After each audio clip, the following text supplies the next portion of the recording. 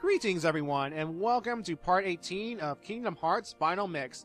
And now it's time to go back to Traverse Town. And yes folks, I did you a favor by cutting straight to Traverse Town. You do not need to see that whole gummy ship sequence again and again. I mean, granted, I will show the gummy ship pathway when I go to a new world. But if I'm going back to previous worlds, I'm going to jump cut because, well, yeah. Even though later on I will get the means to directly warp from world to world, it's just, at this point, it's much easier to spare you the pain by just jump cutting, you see. Anyway, I'm using Blizzard on these candles right here. You know, the candles that are lit by Moogles and can only be, well, taken out by magic.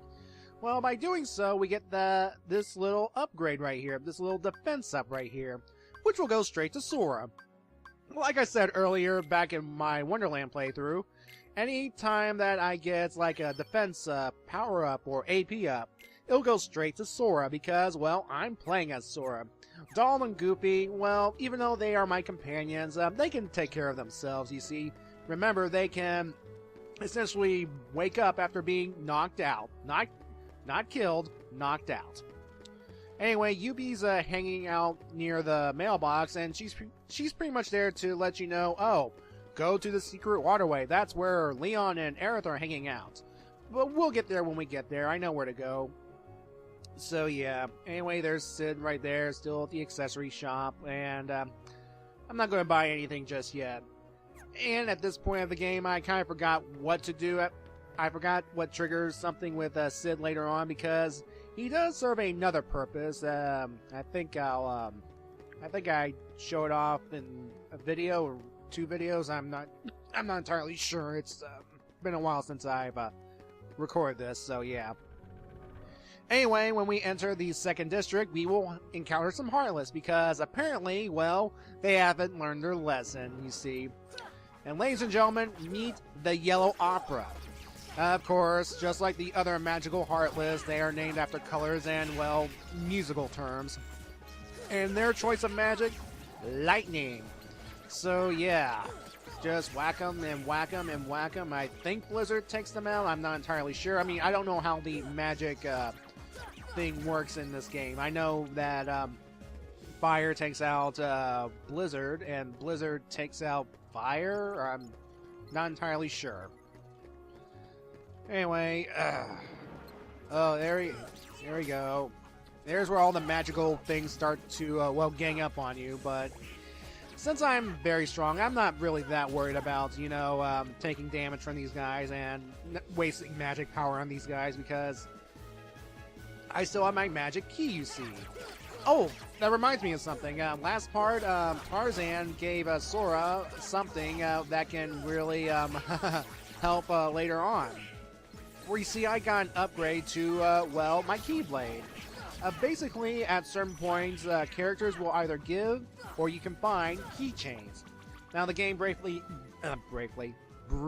explains that when you get a keychain, you can add it to, well, your Keyblade, and it can essentially change certain attributes of your Keyblade. It can make things a little stronger, it can make, it can cast more magic, it can, increase your defense and all that stuff. It can raise your strength or defense, and it can help you deal critical blows and that sort of thing. And I will equip certain Keyblades that will help me in certain situations. Will I get all the keychains during my adventure? I'll try, but no promises there, folks. No promises at all. Anyway, here we are. Oh, ooh, Stun Impact. Ooh, that's a good ability to have. I think it's a Final Mix exclusive. Basically, Stun Impact allows you to, well, it creates this little dome of electricity around your enemies that can stun them for a little bit, allowing you to get some free hits off them. So, yeah, it's a nice little ability to have when you are surrounded by Heartless and you need a little breather, as it were. Though I've read it's only about 30% effective, so yeah, use with caution. That's just my opinion. There's so many magical Heartless, I just... And you may hear, if you can hear over my commentary, that the music for Traverse Town, at least Battling the Heartless, has changed. And the song, I believe it's called Hand in Hand. And I do like the original arrangement from the PlayStation 2 version of Kingdom Hearts. I mean, this version's alright, but it has too much trumpet, in my opinion. It could really rake your ears if you're just, So I turned the volume down because, yeah. Now this music, like, the music in this game, I do like some of the remixes. Others, I would prefer the original. I mean, it's your own personal preference, I see. So yeah. Anyway, we are now using, for the first time, the red Trinity that we got back in Deep Jungle. Basically, it's called Trinity Push, and it essentially allows the trio here to ram things and push things down because, well, ramming things always works, I guess. I don't know. So, yeah. And, of course, again, this is misinformation. We found 2 keyholes. Wonderland and Deep Jungle. What the heck, game?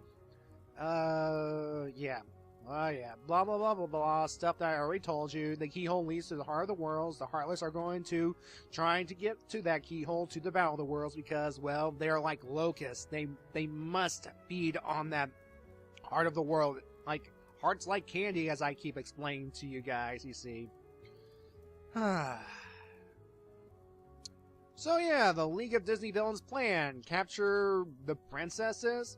Like I said last part, Alice is not a princess. Well, in the traditional Disney princess sense. She is a princess of a different kind, you see, as we'll learn more and more about their plan. It's only a matter of time before we get the full scoop of what the ultimate plan is and why this group of Disney villains gathered together, you see. So, yeah. Blah, blah, blah, blah, blah. And Leon's training. Aerith is just watching Leon train, and it's getting kind of dull, really. Now, here's what I should have done earlier. Well, what I should have done right here. I should have talked to Leon again about these gummy pieces because, well, we need to move on with the plot, you see, and in order to do so, we need to present the Navi pieces to, well, yeah. Anyway, here I am. I'm equipping my Jungle King keychain to, well, essentially make my Keyblade more powerful than it is, so, yeah. Alright, yeah, you're seeing me customize. I know it can get a little boring, but you gotta see what it does. Let's see here. It increases some strength, and that's pretty much it right here. I mean, I don't mind being a little stronger, you see. And of course, attaching keychains changes the appearance of the Keyblade, so, variety is the spice of life, I guess. Let's see here, we get, ooh, more puppies. And I think I visit the Dalmatian house in this part, I'm not entirely sure. Now, around here, folks, this leads to nowhere. Yet. But once we visit a certain place, well, we'll get a shortcut there.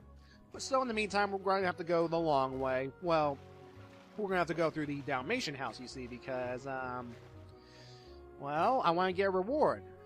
Well, yeah, the Pongo and Purdy do give us rewards for finding their puppies. I mean, it's nice to get rewarded for doing good deeds, you see. I mean, we can do good deeds and get nothing, but at the same time, I kind of want something, you know, a nice little reward every now and then. And some of the rewards that the dogs give, well, they will prove useful the more puppies you rescue, you see.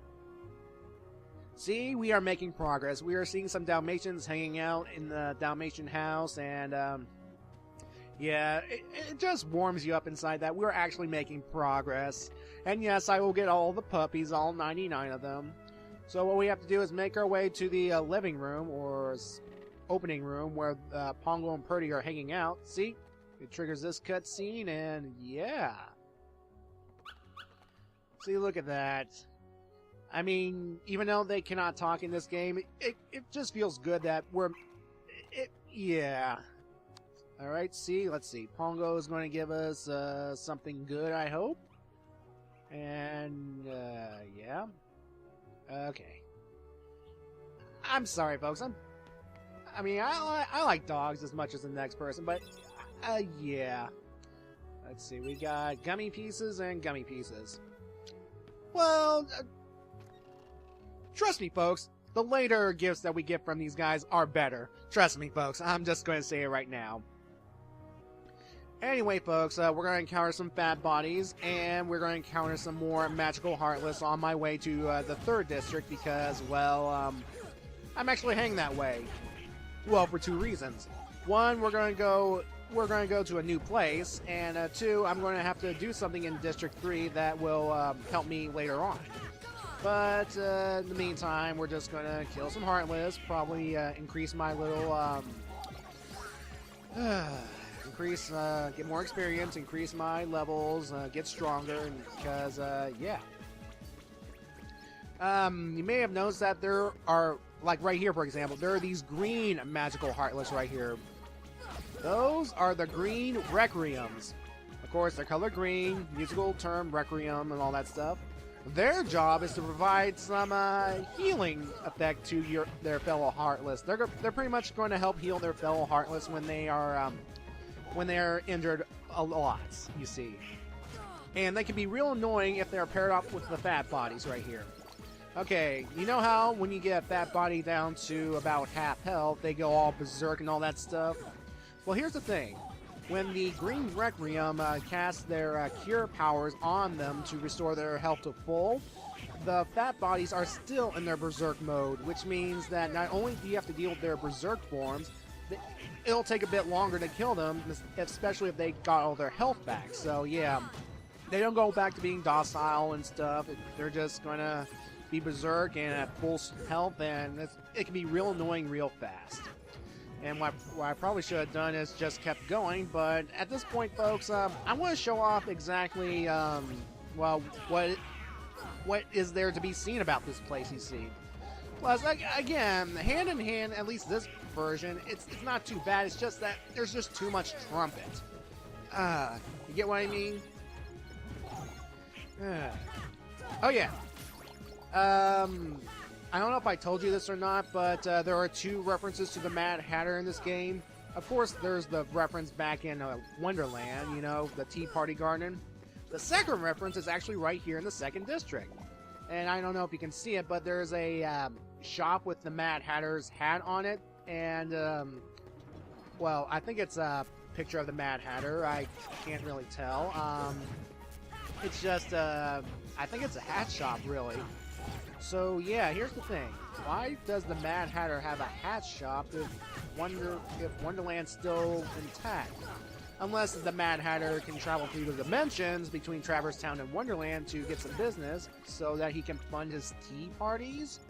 You know, trying to make sense of this, I'm failing miserably, so, yeah. Alright, so here we are back in the 3rd district, and, well, yeah, I could have just, let's see, vacant house, blah, blah, blah, blah. Don't worry, folks, that house will not be vacant for, long. I'm just, it'll be plot related. In fact, I think it'll be occupied in the next video, if I recall correctly. Again, folks, a little behind the scenes things. Let's see, I'm pretty much on the 2nd to last world as of, this part. So, yeah, all I have to do now is edit it down to, well, more tolerable parts and upload them daily. Yeah, that's right, folks. I'm going to start uploading these videos daily because as I record more and I edit the parts down, I realize it's going to take a long time if I stick to a Monday, Wednesday, Friday shift. So, if you haven't noticed already, I've started doing the daily uploads, and I'm debating whether or not to go Monday through Friday or, well, Sunday to Saturday every week. And, you know what?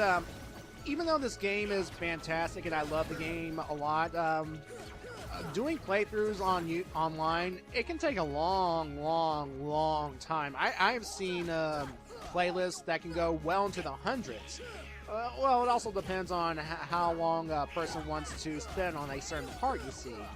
I mean, a person can spend, perhaps 30 minutes if they're really good at a certain world, if they know the ins and outs. others can spend entire parts on certain boss fights, you see. It really depends on how much they want to show off, how much skills they want to show off on YouTube and stuff, so yeah. Anyway, folks, we are introduced to another new Heartless, the Air Soldier. And they like to dive bomb at you, they like to come towards you, attack in the air, do some swipes at you. They can be real annoying, especially if they gang up on you, so take them out as soon as you can, so yeah. Anyway, right here, we need to use Thunder in order to, well, essentially power up this wire right here because, well, let's just say that it'll be useful later on. Yes, let's go to that mystical house through that door that I opened up several parts ago. Jeez, hasn't been that long. And he'll, yeah. Now I really, really, really hate coming to this place because we have to jump on these stones, which are moving, and it's like you try to aim at a certain direction for a certain.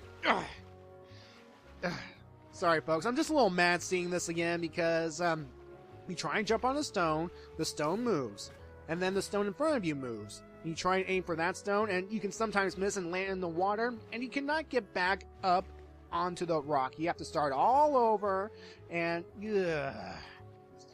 platforming in this game is, yeah, not one of my favorites, but as soon as you get the necessary upgrades, you can possibly skip this section, and yeah.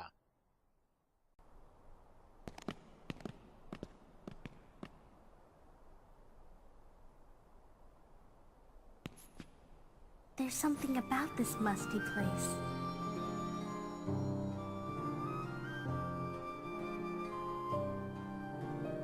It reminds me of the secret place back home, where we used to scribble on the walls. Remember? Kairi? Sora? Ah, we have another Kairi hallucination.